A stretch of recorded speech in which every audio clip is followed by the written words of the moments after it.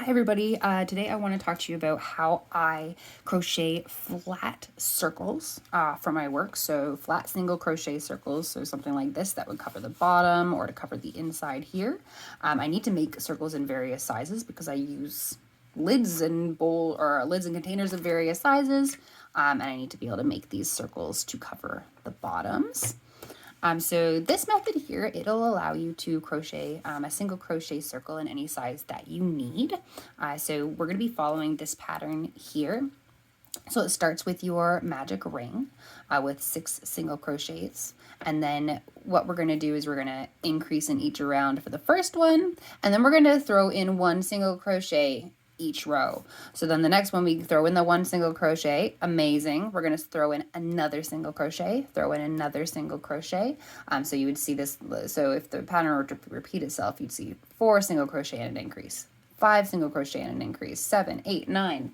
I can show you on the back of this one here. So if we follow it here, this is your 6, 12. This is with your 1 single crochet. This is with 2, with 3, with 4, with 5, with 6, with 7, with 8, with 9, with 10. So it just keeps going, and you can see it kind of like makes actually a V shape between each of those. So that's how the pattern ends up coming out. I'll show you how it actually works and how it'll come out here.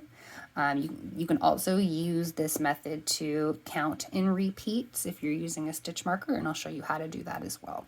So to get started in crocheting a flat circle, you're going to start with your magic ring. If you don't know how to do a magic ring, I do have a video showing you how to do that, so I'd go ahead and watch that. All right, so we'll get started. We've got our magic ring, and we're going to crochet 6 singles. So we got 1,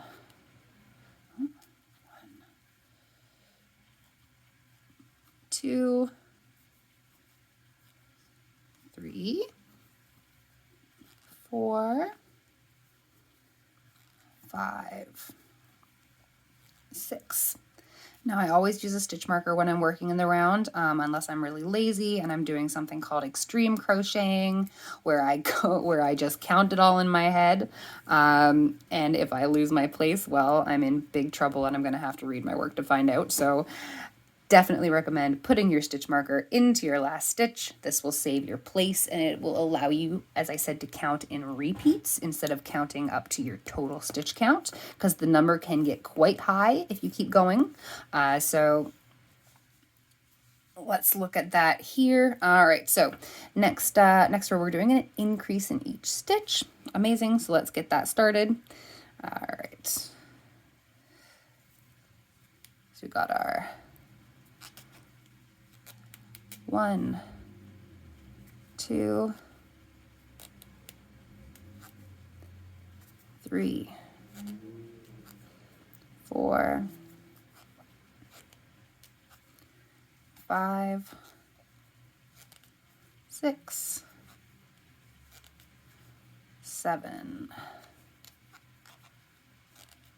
8, 9, 10, and I don't have to second guess that I've done the right number because I've got my stitch marker here, and I know that 11 and 12 goes into that last stitch. So I have the right number of stitches for this round. Perfect, 11 and 12. Okay, so our next row, we're doing the 1 single crochet with an increase, meaning it's a group of 3. 1 stitch here, and 2 stitches for the increase, meaning 3. So if you want to extrapolate that to the other ones, it would be here a group of 4, 2 stitches plus 2 stitches, group of 4, 3 stitches plus 2 stitches would be a group of 5. So let's count in groups of 3 for this round here instead of counting up to the 18, because it's going to make your life a little bit easier. So we're going to start on the first stitch here. We got 1, and then an increase, so that's 2. 3, and 1, 2, 3, 1, 2, 3, 1, 2, 3, 1, 2, 3, 1, and now I know I'm good, even though I didn't count to 18 because I've got my last stitch here, and it is finishing my repeat of 1, 2, 3, 2, 3. Brilliant. So if you do actually mess up on your stitch count, you will see it when you come to your stitch marker here. So I'll show you how that works on this one. So we're going to count up to rounds of 4, but I'll show you what happens when you do mess up so you can see where you'll be able to catch your mistake. All right, so we're starting with this guy here in groups of 4. So you got the 1, 2 singles, 2 for the increase, 3, 4, 1, 2, 3, 4 for that increase, 1, 2 for the singles, 3, and 4 for the increase. Okay, and so let's pretend that I'm getting really distracted. Someone's interrupted me. I don't know what's going on. I'm just going along. Yeah, okay, yeah, 1, Okay, sure, yep, okay, I just did a increase. I must be doing 2. Okay, 1, 2, increase, 3, 4, 1, 2, 3, 4. My last stitch is supposed to be here, but right now my sequence is ending before my last stitch. So that is going to be a big, that's going to be your big red flag that you've messed up. If your sequence of your 1, 2, 3, 4 or 5 or whatever repeat you're on, if it's not landing on your last stitch, then you do have an issue with what your last round was. So 2 options. You can either rip it all the way back to the beginning, or if you're comfortable reading your work, you can kind of peek in to see what you've done wrong. I typically do try and read my work because hopefully my mistake is up here and not back here. All right, so I'd take a look. All right, so I've got my single, single, double. Okay, that sounds good. Yep. Single, single, double. Yep, that matches the pattern. Single, double. That doesn't match the pattern, so this is where I messed up. So easy. You just rip back to where you found your mistake and continue out from there. So I'll just finish this really quickly and properly. So we've got our double plus 1, so that's 3, 4, 1. Did I do that right? Yep. 1, 2, 3, 4, 1.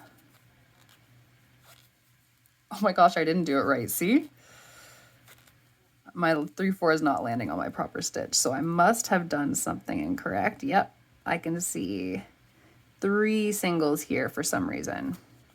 Now, when you do find a mistake, if you're able to make your stitch count work, you can simply do that. You can add on at the end. All it's going to mean is that your increases are not going to be perfectly lined up, and depending on your project, that might not really matter to you.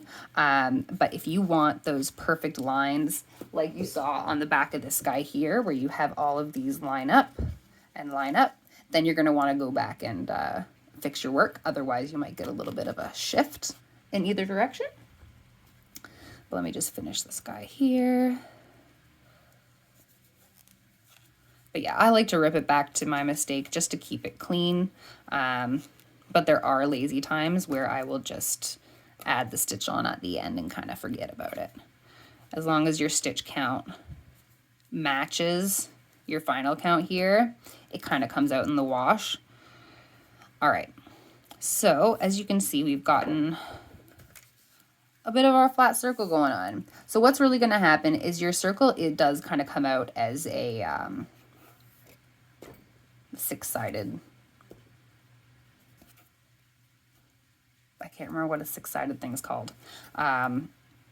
But it won't come out as a pure circle, but it will have kind of like those 6 sides. But yeah, so if you keep following this, if you do your 3 and then an increase, a 4 and an increase, 5 and an increase, you will see the circle get bigger and bigger, and it will stay relatively flat. I have tried this method with a starting ring of 8. I actually did have some issues with that. It didn't work as well. I was able to flatten it out here, so you can see where I did the 8, because you can see I actually have 8 of these lines instead of 6. It did work out fine. I was able to flatten it out, but it was very wobbly. It wasn't as flat as when I started with a 6. So that was just an experiment. So yeah, so using this kind of increase method, you don't need to find an exact pattern for an exact size, and you can kind of make it fit to your needs. If you do have any questions, definitely feel free to reach out, but I hope this helps you make some new shapes. Thanks so much.